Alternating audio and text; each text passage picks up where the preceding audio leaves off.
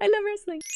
When I made the decision to not stream Elimination Chamber from my office like I normally would and host a watch party, I didn't think that Elimination Chamber was gonna shape up the way that it did, or that all the things that happened were gonna happen, which is a good thing. Yes, hello, hey, it's Wheezy. I hosted a watch party in Detroit for Elimination Chamber and we had a great turnout. It was amazing.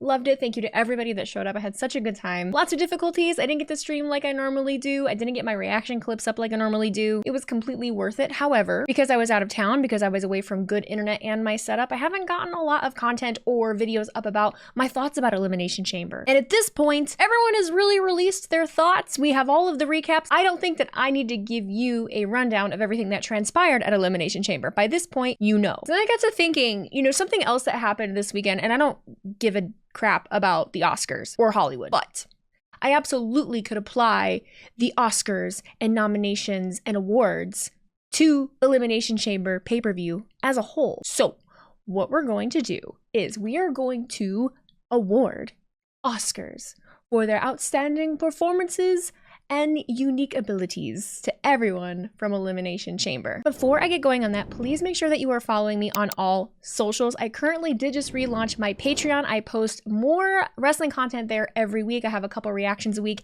and you also get the bracelet of the month that I am rolling out, and this was last month's. This month's I haven't completely gotten down yet because I'm missing letters and I was missing a bead. I'm waiting for the letters to come back. But this is what it's shaping up to be. But yes, if you are a Blonde Line Plus member on my Patreon, you can get a bracelet once I actually figure out how to correctly ship things. Okay, with all of that, let's roll out the red carpet and give the people their awards. I'm realizing that I'm not necessarily dressed for the occasion, but you know what? We're gonna take that inspiration from Adam Sandler. I am the Adam Sandler of the Oscars. I'm the Adam Sandler of Elimination Chamber, and I feel like that that's honestly probably a little too accurate and I'll hurt my own feelings. So let's get on to the first award. These are going to go in order of how the actual show ran. So there's no rhyme or reason to which award as far as importance goes. We just don't want to jump around the guard. Our first category is the Lifetime Achievement Award. The Lifetime Achievement Award is given to someone that has excelled in all that they have done in their time in wrestling or just within the WWE. I'm not going to read any nominees. I'm just going to tell you right off the bat, our winner of the Lifetime Achievement Award is none other than Trish Stratus. Trishy time. Thank you, Trish. Okay, look, Trish Stratus got to be in this tag team matchup in Toronto, in her home country, and I've loved Trish Stratus's involvement in everything that she's done the last few years within the WWE, and let me tell you why. Not that long ago, I went back and I watched a few of the pay-per-views from the early 2000s, and let me tell you, I was a little kid and I didn't remember the women being used or talked about in the way that they were. And Trish Stratus is a G, an absolute G. The things that she dealt with, and the grace in which she looks back on that time, because at that time, Trish Stratus, I feel, was mostly revered as hot. She was pretty. There wasn't until later that I feel people really gave her flowers for how amazing she was and what a trailblazer she was. And a lot could be said the same for Lita. So in her return, in her coming back, it's almost not necessarily redemption because it's not like she needed to be redeemed, but it's amazing for her to get to come back now and get recognized for her ability, for her work ethic, for all of those kinds of things, and not just because she's hot. At her age and after having kids, not that there's anything wrong with her age, let's be real, but that's how society thinks of, oh man, she's had kids and she's over the age of 40. Useless. Like, no, look, she's a bad bee. She's a bad bee. And this crowd, the 2025 crowd, gets that more. She's not here to accept her award, so on her behalf, thank you, and thank you, Trish. And I feel like she would probably say you're welcome. Our next category is wrapped up with a pink pretty ribbon in emotion. Best dramatic performance. I'm gonna cut right to the chase. The best dramatic performance that we saw in Elimination Chamber Toronto was none other than Bianca Belair. Look, Jade Cargill finally is coming back. We've been talking about how this was gonna go down. Who took out Jade Cargill? Why did it happen? And there's been lots of talks back and forth. I've changed my mind 50 million times over whether it was Bianca Belair or whether it was Naomi. So the entire picture of it, of Jade coming back and Liv Morgan being worried because she's like, wait, okay, here she is.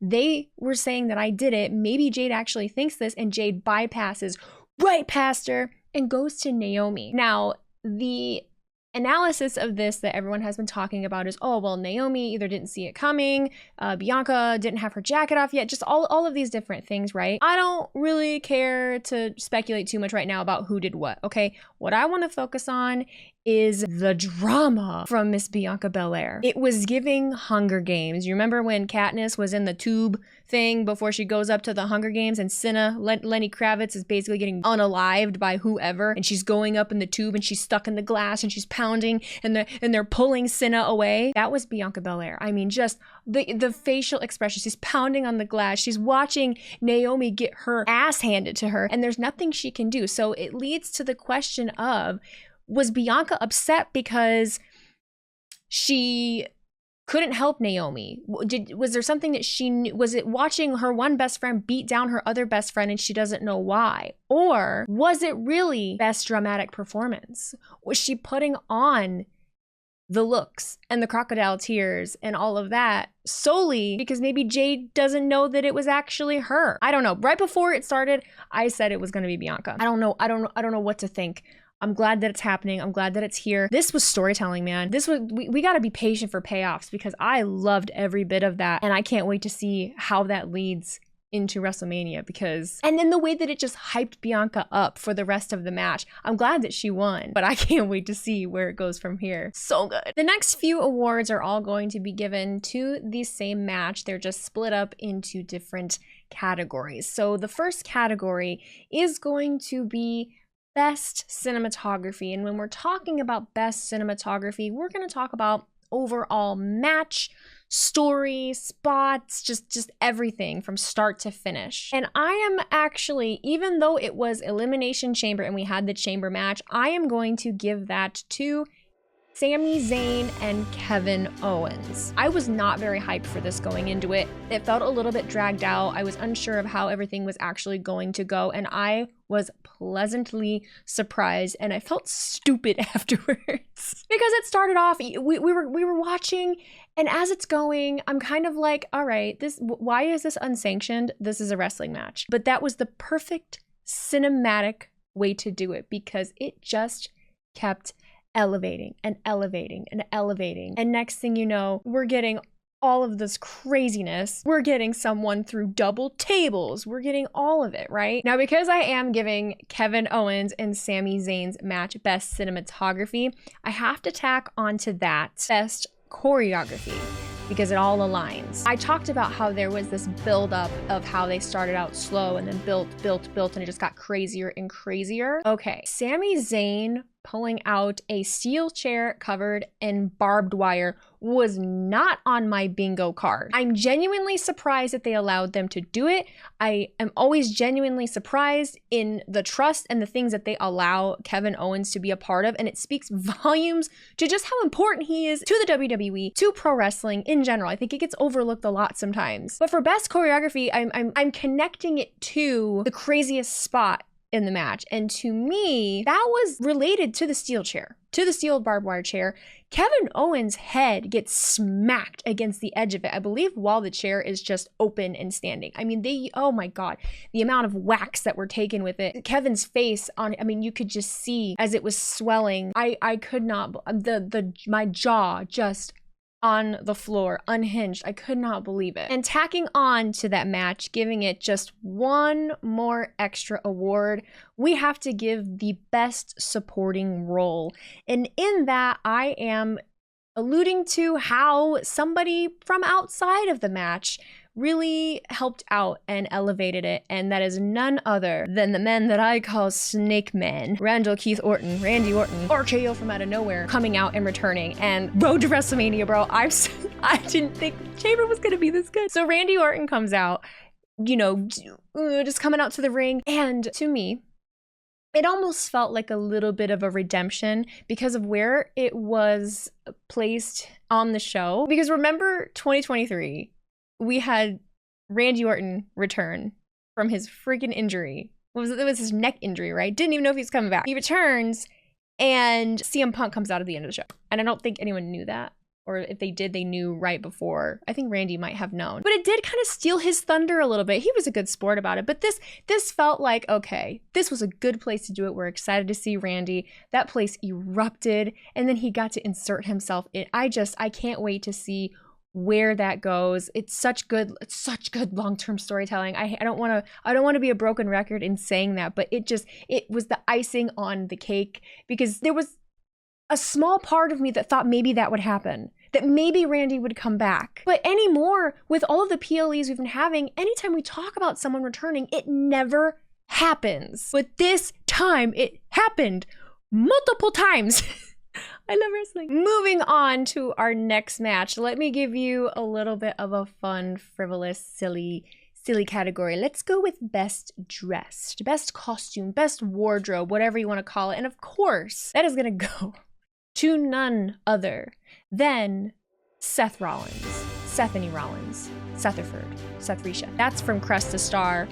It's stuck in my head rent-free, lives in my head rent-free. You should follow Crest to Star, because I stole that from her. It's a good clip. I'll have to link it and find it. Seth Mama. Seth comes out looking like SpongeBob as the wizard. I saw people, we'll include the picture of SpongeBob like hanging from the roof. He looks like a wizard. He's got cones coming out of his shoulders, and it's comedy.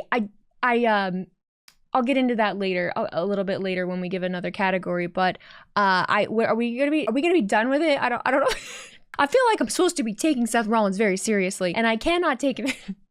I have a hard time watching him be who he is, dressed like an oven mitt. You know, I love him, but I don't know. Making it a little more serious, this is a difficult category for me. This is a difficult category. I am giving an award to Best Director. And when I say Best Director in regards to a match, to pro wrestling, we're talking about the person in a match, this would be the chamber match, that really commanded the match, that had the most interaction, that felt like their presence and the things that they were doing had the most to do within the match. And that's very difficult for me to give to one person because there were so many great performances, okay? This was a star-studded chamber match, all right?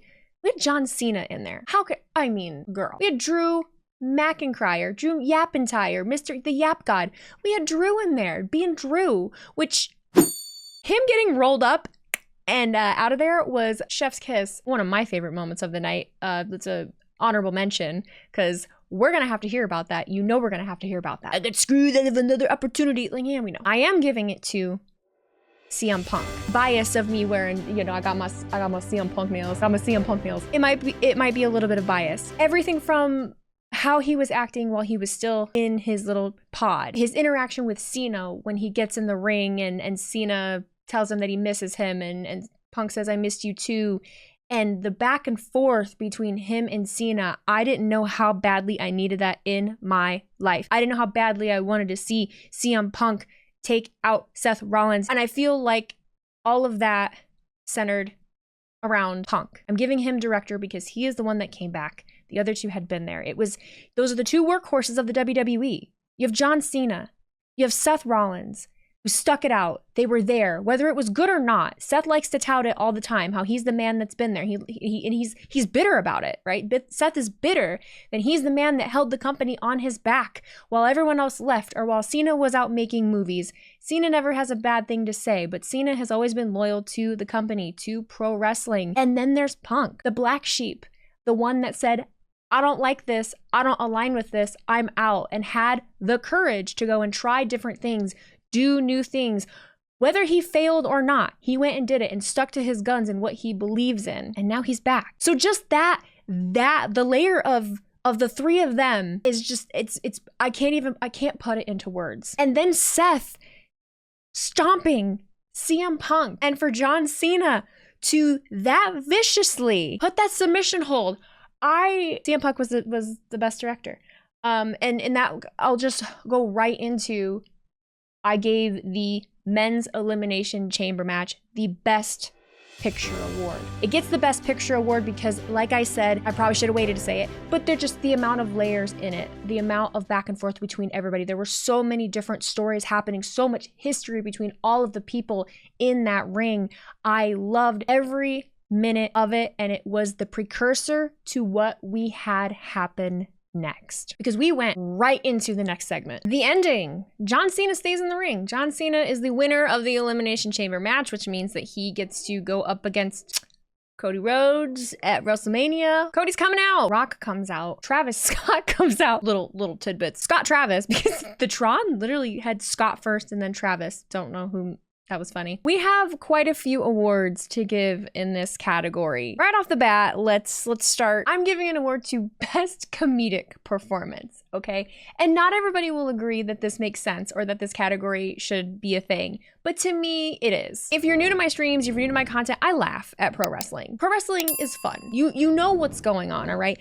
People react to things differently. I cry at a lot of things. I laugh at a lot of things. So for me, Best Comedic Performance, it goes to Cody Rhodes. And the reason that it goes to Cody Rhodes is really, I mean, honestly, it should honestly go to Cody and Rock, but we're gonna give it to Cody. I'll tell you why. The way that they latched on to the soul thing. The internet was up in arms about them. Cody was told, you're gonna give me your soul.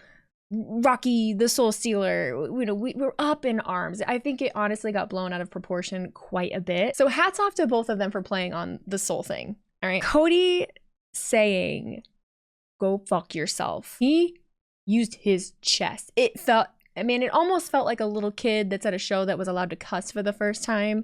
That was the energy that it gave. It was fabulous because not only was it that, the eruption when it happened, just he said fuck, like he's telling him, because I laughed at first, only because there was a small part of me that wanted Cody Rhodes to turn, I wanted him to align with The Rock. I was like, let's just ruin everybody's night. Let's head into WrestleMania with some craziness. Cena's gonna be the good guy. You know, Cody Rhodes is gonna be the bad guy. And then Cody is telling me, hey, I sold my soul to these people. It sounded very Superman. Honorable mention, the amount of people, for a comedic moment, the amount of people that when The Rock, you know, puts his hand alongside Cody Rhodes' neck. I don't know about you guys. I heard that there were multiple areas in the crowd that were chanting for them to kiss. My watch party, they started chanting, kiss, kiss, kiss. So wrestling.